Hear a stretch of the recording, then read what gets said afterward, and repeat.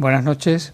El cine es diversión, el cine es entretenimiento, el cine es también cultura y muchas veces retrato de una época, aunque sea simplemente en la manera de contar la historia. Y yo creo que eso lo vamos a poder ver claramente en la película que hemos seleccionado para el día de hoy, que es del año 1960, Sueño de amor.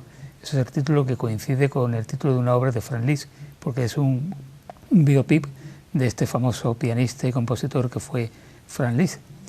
Una película que en su momento tuvo bastante éxito, que originalmente no tenía ese título, sino el título de Canción sin final o Canción sin fin, que de las dos maneras aparece, pero ya se sabe que en España los títulos acostumbran a cambiarse.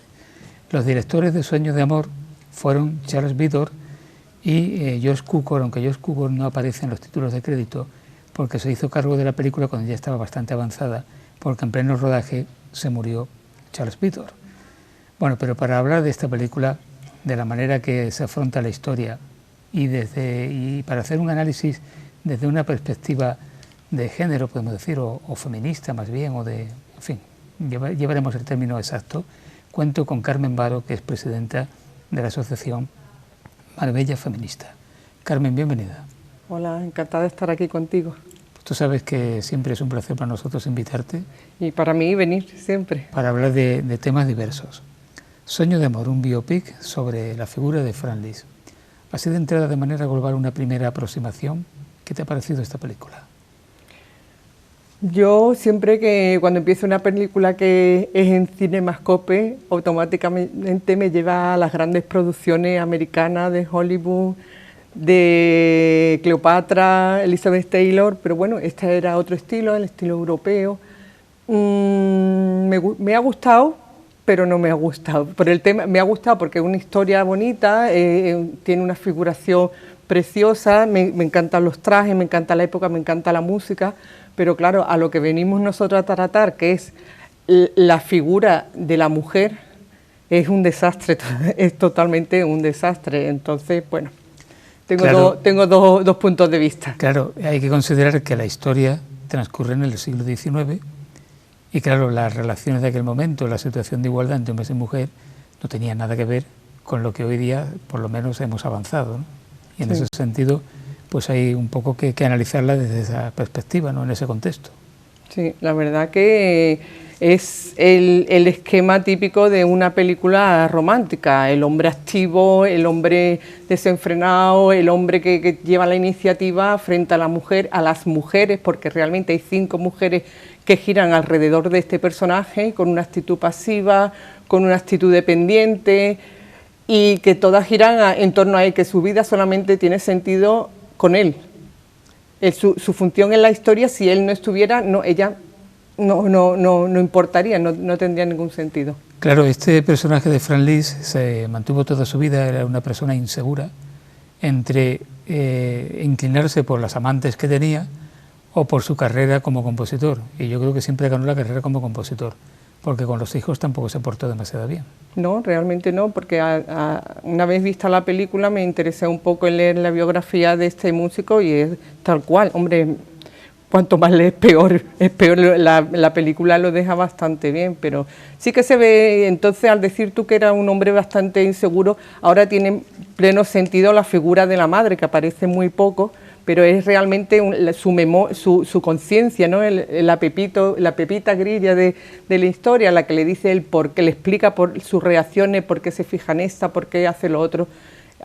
Es la madre quien le da la pauta de comportamiento en realidad, o de conciencia moral quizás. Hombre, en esa época hay que reconocer que la mujer era quien dominaba el ámbito doméstico, que no es lo mismo que el ámbito privado, porque el ámbito privado era del hombre, pero el doméstico era de la mujer.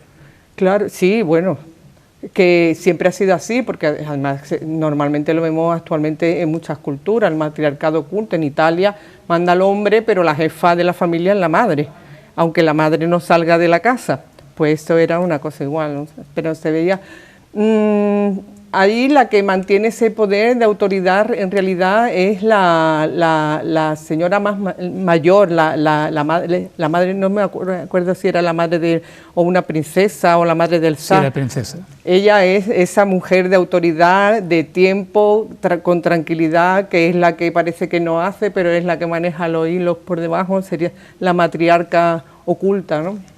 Al frente del reparto, encarnando la figura del músico Franz Liszt, se encuentra un gran actor británico, Dirk Bogarde, que fue un actor realmente extraordinario.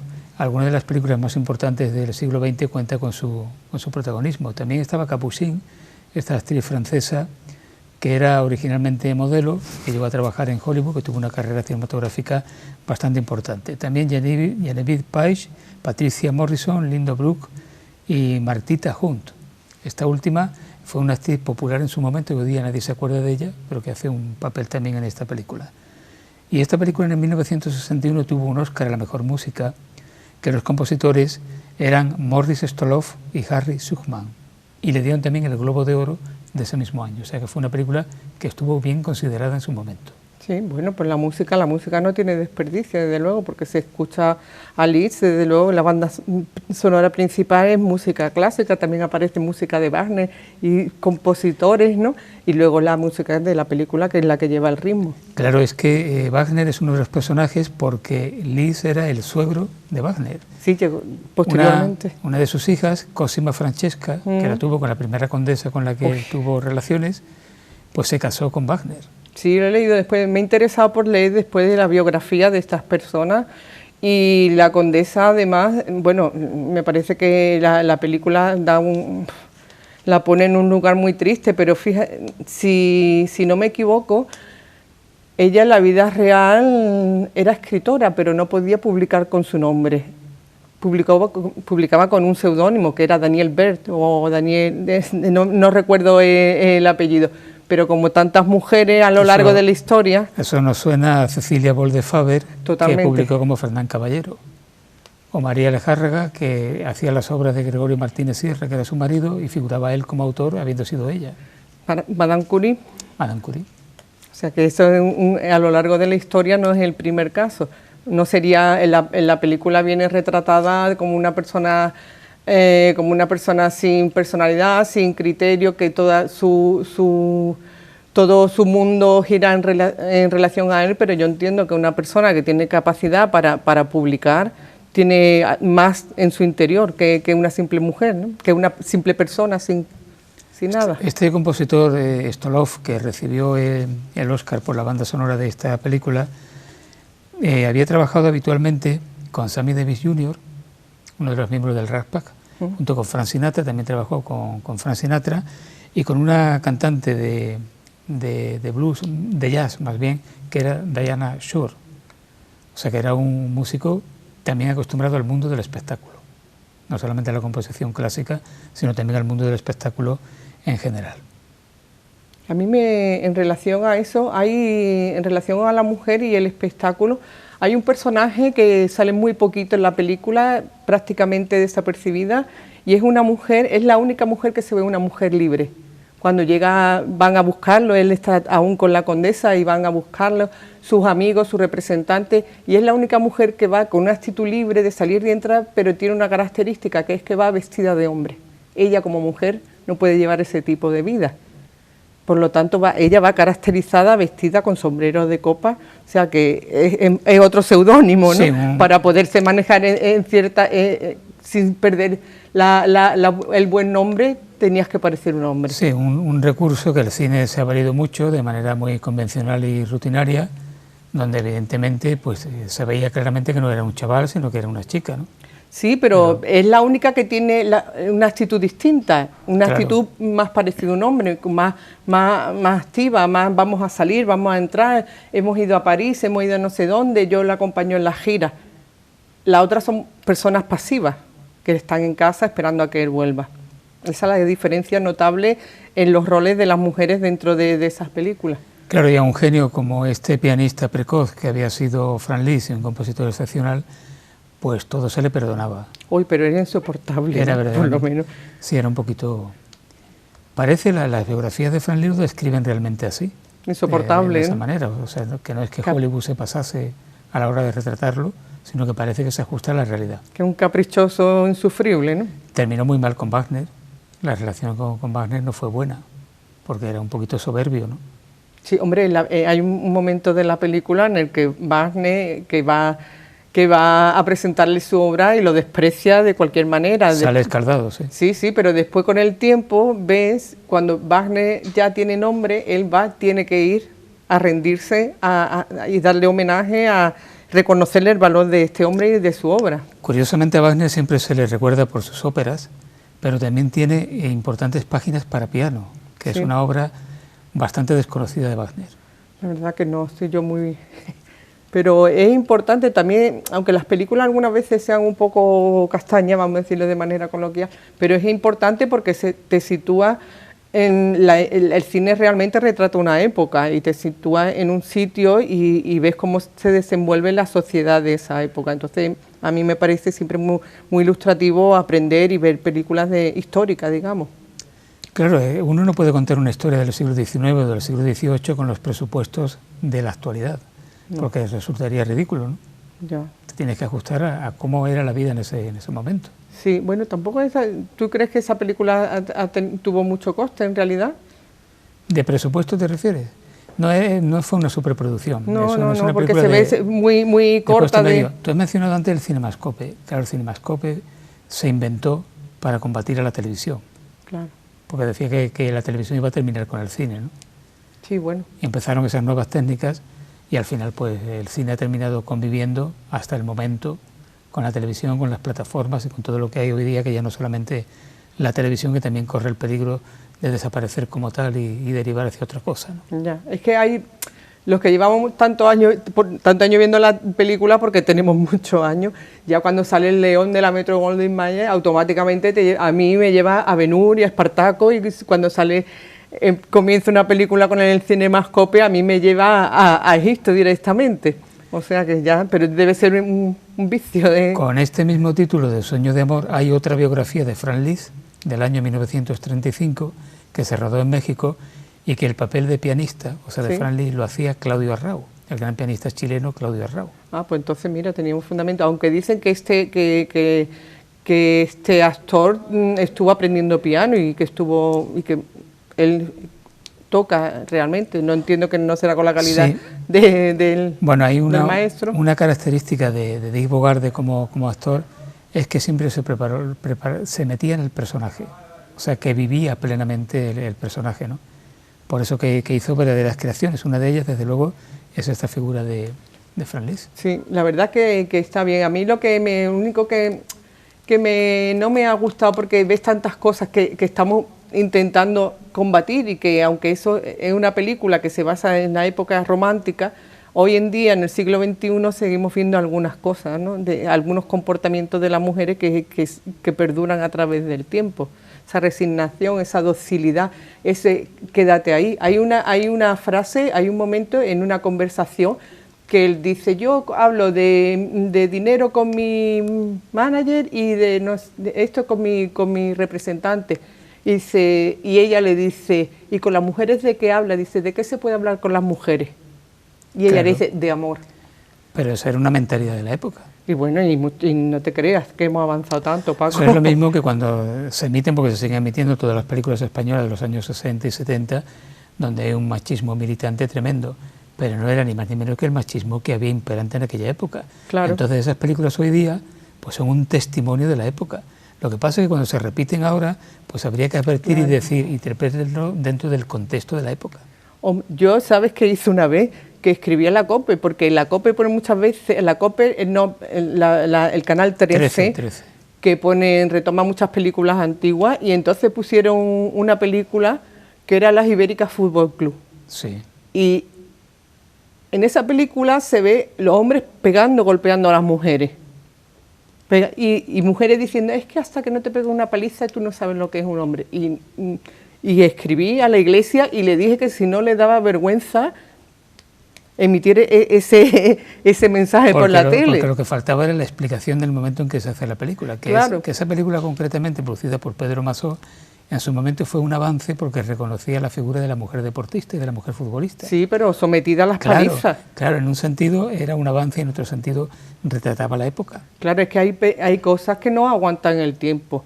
Igual que no sé que tantas series se retoman y Crónicas de un pueblo nunca más se volvió a emitir. Claro, porque es que en este momento no se puede. Era el régimen, ¿no? Totalmente. Entonces todo lo que se retoma del pasado hay que revisarlo antes de volverlo a emitir. Y por lo menos explicar lo que se está emitiendo, ¿no? Claro, explicar el contexto. Porque una imagen, el cine es lo que más marca. Decimos, una imagen vale más que 1000 palabras, y es cierto, 1000 veces una película...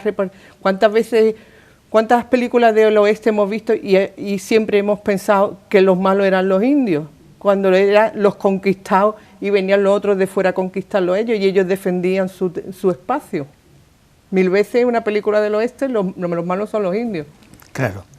Vamos a hablar un poco de Dick Bogarde, este actor que protagoniza esta película, que no solamente era actor, sino también escritor. Ah, no tengo...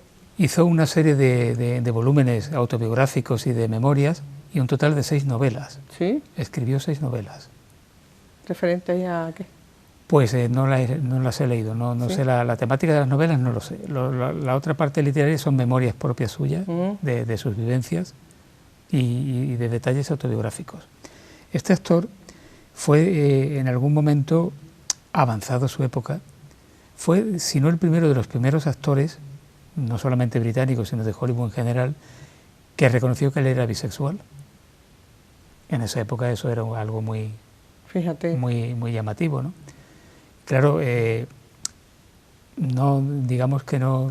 ¿Cuál era la expresión que se utiliza ahora? Lo de salir del armario, ¿no? Sí. En esa época aquello era un acto heroico decir algo así, ¿no? Hombre, pues... Porque incluso le podía perjudicar a la hora de trabajar en la industria cinematográfica. ¿No? A mí no sería el primero, porque tú muchas veces ves superproducciones de esa época y tú distingues perfectamente que había romanos que muy machos que su aspecto no daban para eso. Después dijeron que era homosexual porque vivía con un guionista, gran parte de su vida vivió con un guionista, siempre desmintieron que tuviesen ningún otro tipo de relación más que amistad, pero bueno, eso que es la vida privada, que a nadie le interesa y que hoy día yo creo que afortunadamente está normalizado, sí, porque cada uno es como es y no tiene mayor sentido, pero en esta época sí tuvo, que fue un poco avanzadilla en ese sentido, ¿no? Claro, es que la perspectiva del tiempo es lo que nos da el entendimiento de las situaciones. Y más me inclino yo a pensar que en todo caso sería bisexual porque él intentó casarse con Capucine, con una de las actrices de esta película. Pero bueno. No cuajó porque parece que ella lo rechazó. Pero bueno, no sería el primero ni el último que se casa y luego se dedica a otras cosas. Pero que eso sí que es una pena, porque te engañas a ti mismo y la sociedad está tranquila, no se altera la moralidad establecida y tú eres infeliz. Ese es el precio que hay que pagar. Porque desgraciadamente la humanidad ha perdido mucho tiempo en ese tipo de tonterías en lugar de conquistar la libertad absoluta de las personas, ¿no? Pues sí. Pero así son las cosas. Películas importantes de Dick Bogarde, que yo decía antes, que ha intervenido en títulos fundamentales del cine del siglo XX. El sirviente, del director Joseph Losey, del año 1963. Darling, del 65. Tanto por El sirviente como por Darling le dieron el premio BAFTA, el máximo galardón del cine británico. También interpretó Muerte en Venecia, la adaptación de la obra de Thomas Mann, del Quino Visconti. Sí. No sé si has visto Muerte en Venecia. No la he visto. Pues te lo aconsejo porque es una película extraordinaria. Sí, pues sí. Muy triste, muy lenta. Entonces lo vamos a dejar para otras épocas. Muy lenta, pero es una obra de arte y además está la música de Mahler, de Gustav Mahler, que siempre se asocia a esa película, ¿no? Bueno, pues ahí estaba Dick Bogarde. También interpretó El portero de noche. El portero de noche... de Liliana Cavani.